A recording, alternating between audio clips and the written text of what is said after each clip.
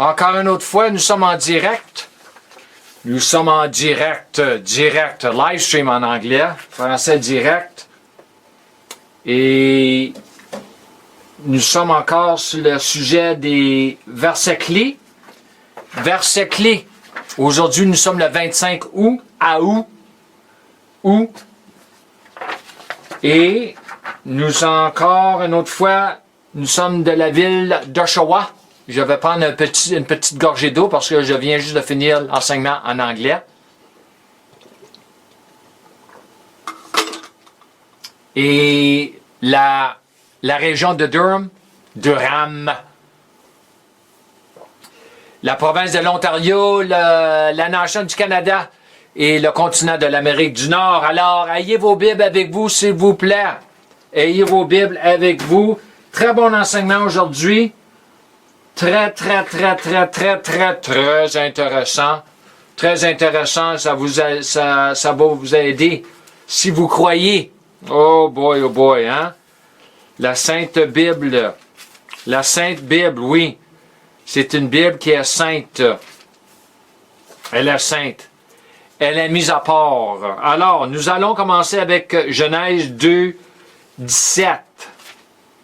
2, 17.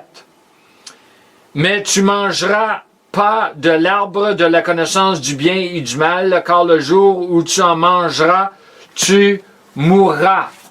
Tu vas mourir, Adam. Homme, la race humaine, tu vas mourir. Spirituellement, physiquement, et nous sommes morts. C'est une histoire qui est vraie. Alors, commençons avec les notes ici. Faire certain que tout est ici, tout est là, OK? Alors, tout ce qui a été écrit dans la Bible avant la chute de l'homme, surtout avant la chute de l'homme, est notre fondement ou fondation concernant la création originelle et la volonté de Dieu pour sa création originelle. Dieu n'a pas changé. La volonté pour l'homme, c'est qu'est-ce qu'il avait pour volonté pour l'homme dans le jardin, c'est pour aujourd'hui. C'est pour ça que Dieu nous a donné une nouvelle création.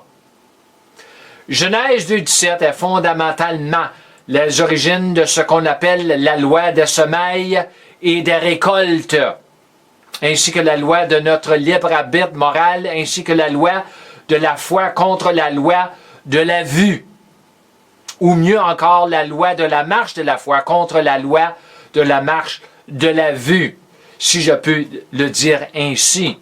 La loi de la foi de Dieu ou la foi de type divin, the God kind of faith en anglais. Tout cela dans ce seul verset. Oui. En ce qui concerne cette loi de semer et de récolter, nous parlons de ce que nous croyons.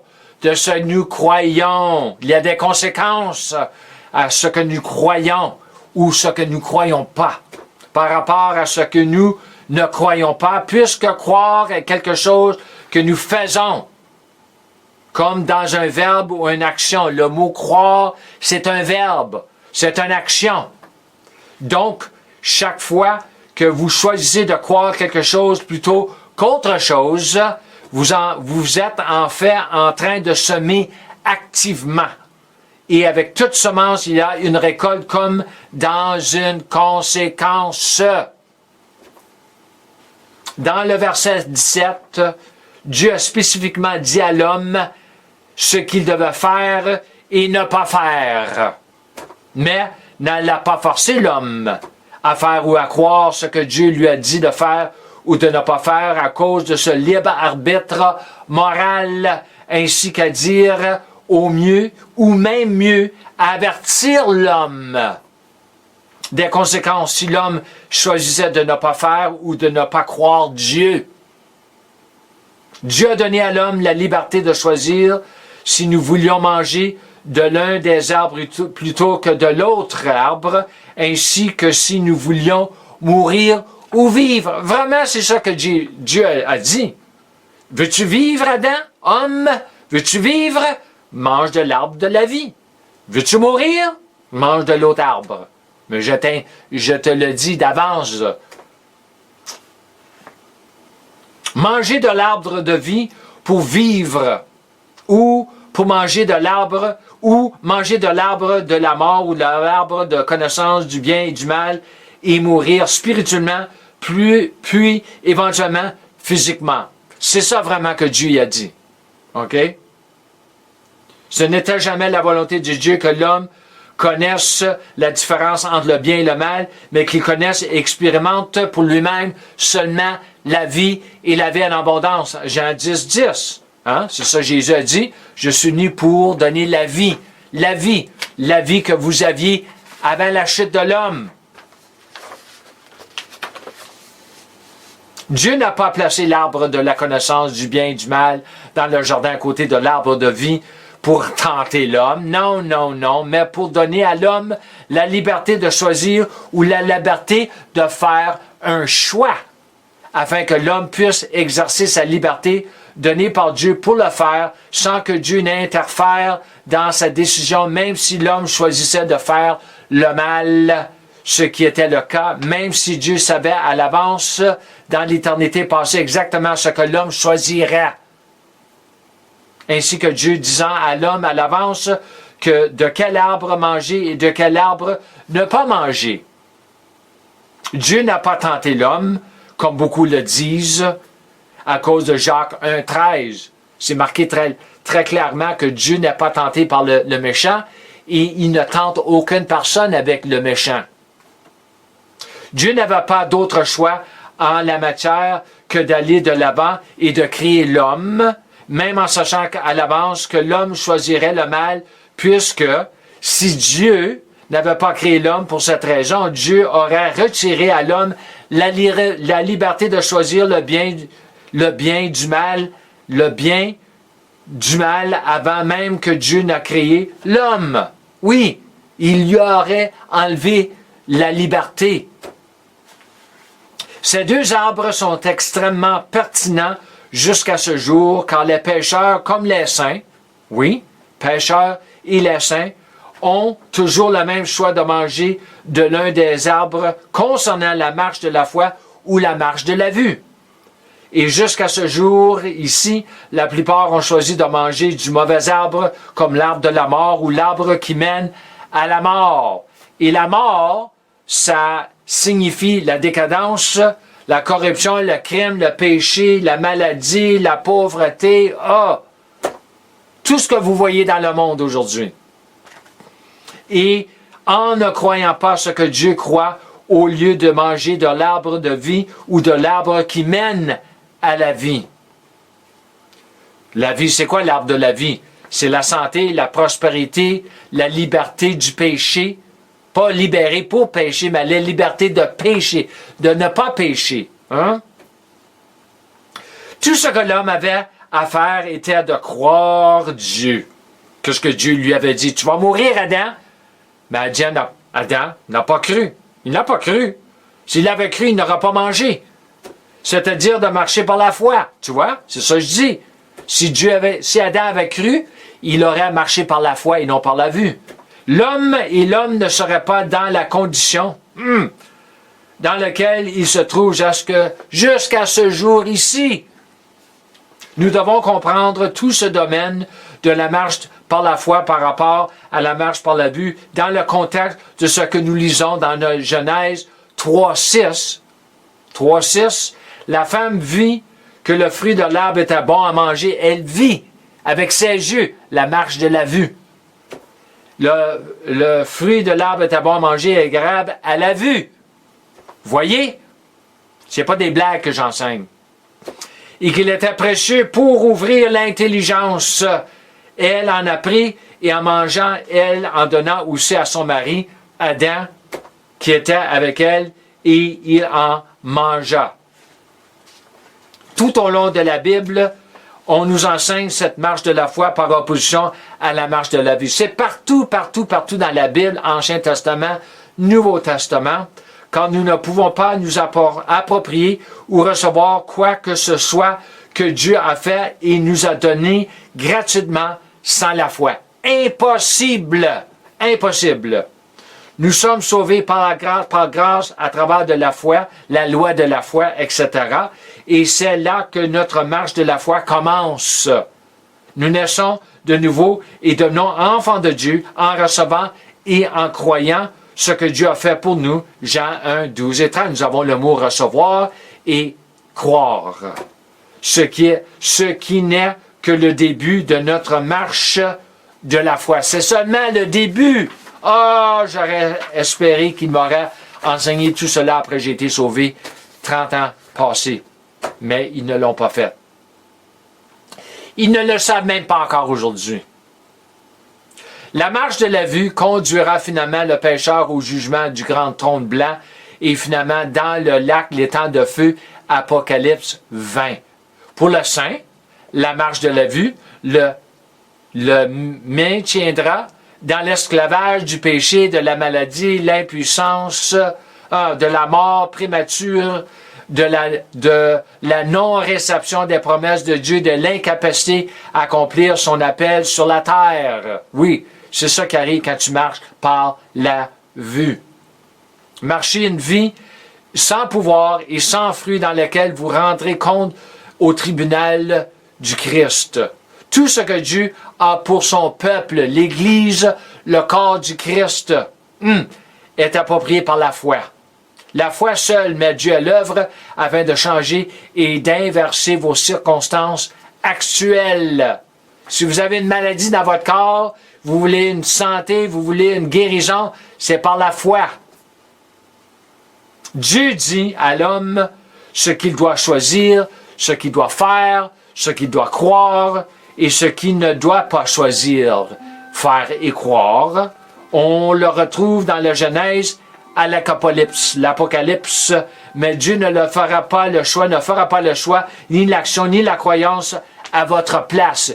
Il va te dire, il va te dire quoi croire, quoi faire, mais il ne le fera pas pour toi.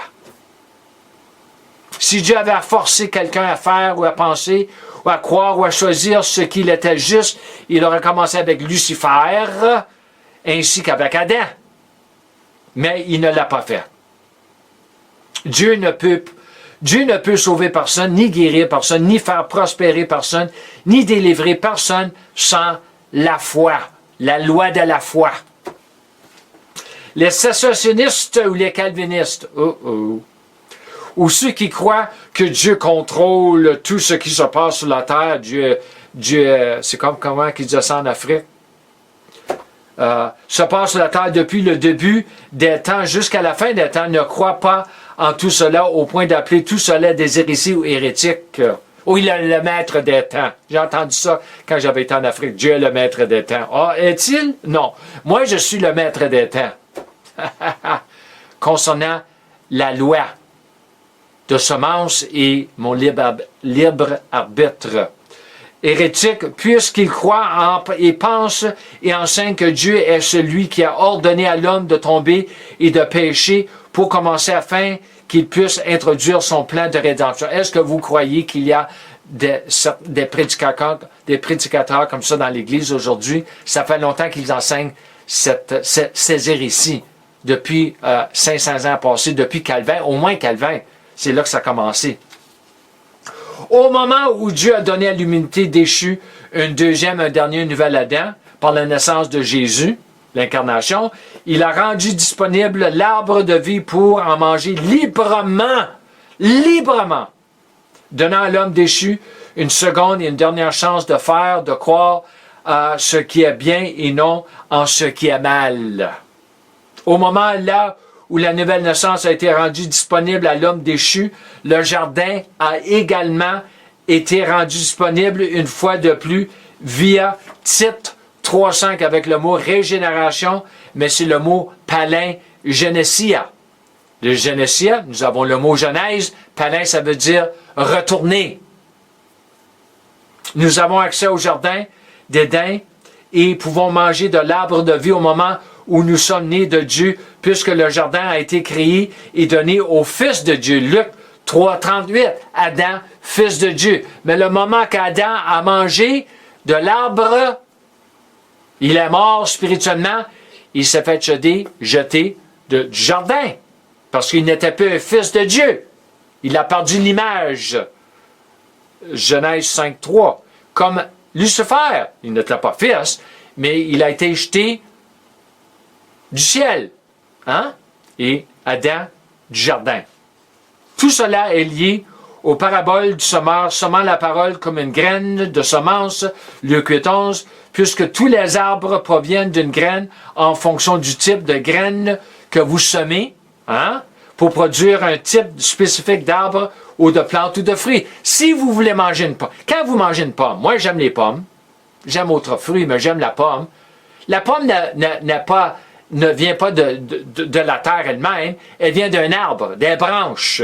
Mais l'arbre, où que l'arbre vient, l'arbre éventuellement a poussé. Mais l'arbre a commencé d'une semence. OK? Comme une plante. Les fleurs, ça commence avec une semence. OK? On peut acheter des arbres déjà pas complètement en sa profondeur, dans sa grandeur, mais des petits arbres. Mais aussi un arbre commence avec une semence. Tout commence avec une semence. Yeah. Alors, finalement ici, le pécheur a accès à l'arbre de vie en croyant ce que la parole a à dire sur son besoin d'un sauveur et ce que Dieu a déjà fait pour lui positionnement à la croix. C'est là que ça commence. C'est ainsi qu'un pécheur commence à participer dans l'arbre de vie et ne participe plus à l'arbre de la connaissance du bien et du mal. Toute personne qui est encore en union avec le premier Adam à travers la nature du péché et de la mort ne peut que continuellement manger de l'arbre de la connaissance du bien et du mal qu'en marchant continuellement par la vue. Par la vue. Le moment même où le pécheur entend et croit ce que Dieu a dit et croit à propos de sa situation, c'est le moment où il peut choisir de croire correctement et donc de manger du bon arbre et non plus du mauvais arbre. En croyant que la Sainte Bible est la parole de vérité et non un conte de fées, etc., c'est ainsi que le pécheur participe à l'arbre de la vie. Le saint participe à l'arbre de vie en croyant aux réalités de la nouvelle création. Il y a beaucoup de réalités concernant la nouvelle création. Et le plus que nous enseignons, nous réfléchissons, nous faisons des enseignements concernant qu'est-ce qui nous appartient comme enfants de Dieu, tout ce que Dieu nous a donné gratuitement, mais positionnellement à cause de la croix et au retour du jardin, tout ce que nous pouvons croire pour marcher dans ces réalités-là, c'est à travers de l'arbre de la vie, en croyant ce que Dieu dit. Comme je finis tous mes enseignements, je vous encourage de marcher dans la plénitude de votre filiation en apprenant à marcher dans la plénitude de la grâce de Dieu et de la foi de Dieu, parce que c'est la foi qui donne accès à la grâce de Dieu. Shalom et Amen.